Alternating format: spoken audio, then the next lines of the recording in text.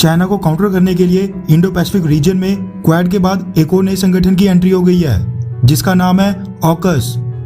AU for Australia, UK for United kingdom यानी कि Britain, और US for United states of America. वैसे कई सारे लोगों के मन में ये सवाल भी उठ रहा है कि अगर इंडो पैसिफिक पॉलिसी को लेकर एक संगठन बनाना था तो फिर क्वाड को क्वाड प्लस बनाकर UK और फ्रांस को साथ क्यों नहीं ले लिया। इसके पीछे कई सारे एक्सपर्ट्स की ये राय है कि ऑकस नाम का ये संगठन, जो कि स्पेशली चाइना को काउंटर करने के लिए बनाया गया है, इसके मेंबर्स आपस में नाटो की तरह कई सारे मिलिट्री पैक्ट साइन करेंगे, मिलिट्री अलायंस के तौर पर काम करेंगे।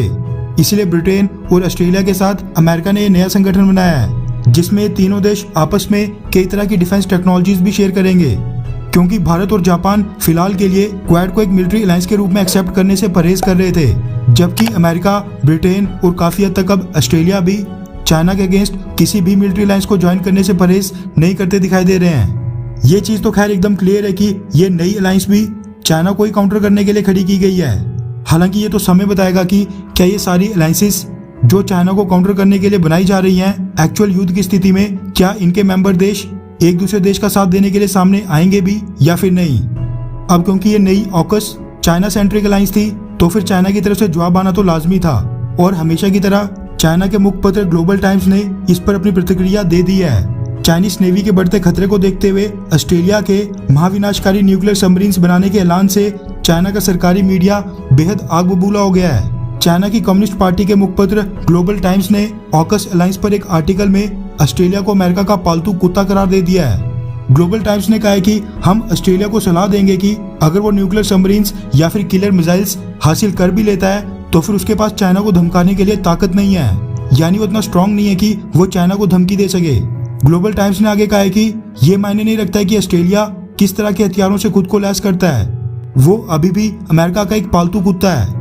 ऑस्ट्रेलिया ने एक तरफा अमेरिका का पक्ष लेकर खुद को चीन का दुश्मन बना दिया है।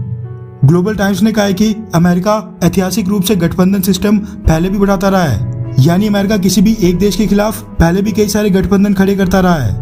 ऑस्ट्रेलिया निश्चित रूप से चाइना को टारगेट बनाते हुए ही गश्त लगाने वाली न्यूक्लियर सबमरीन्स खरीद रहा है। ग्लोबल टाइम्स ने आगे कहा कि अगर ऑस्ट्रेलिया इसकी वजह से चाइना को उकसाने का साहस भी करता है या फिर सैन्य रूप से कोई गलती करता है तो फिर चाइना निश्चित रूप से बिना दया भाव के ऑस्ट्रेलिया को दंडित करेगा। ग्लोबल टाइम्स ने कहा है कि ये संभव है कि ऑस्ट्रेलिया के सैनिक साउथ चाइना सी में जान गंवाने वाले पहले सैनिक होंगे, यानी साउथ चाइना सी में जो भी कॉन्फ्लिक्ट होगा उसमें सबसे पहले कैजुअलिटी ऑस्ट्रेलियन सोल्जर्स की होगी। खैर, वैसे ऑकस अलायंस को देखकर आपको क्या लगता है कि क्या भारत को भी अब क्वाड अलायंस को नाटो की तरह एक मिलिट्री अलायंस बनाने देना चाहिए? क्वाड को मिलिट्री अलायंस बनाने के क्या फायदे हो सकते हैं या फिर इसके क्या ही नुकसान हो सकते हैं? नीचे कमेंट करके अपनी राय जरूर बताएं।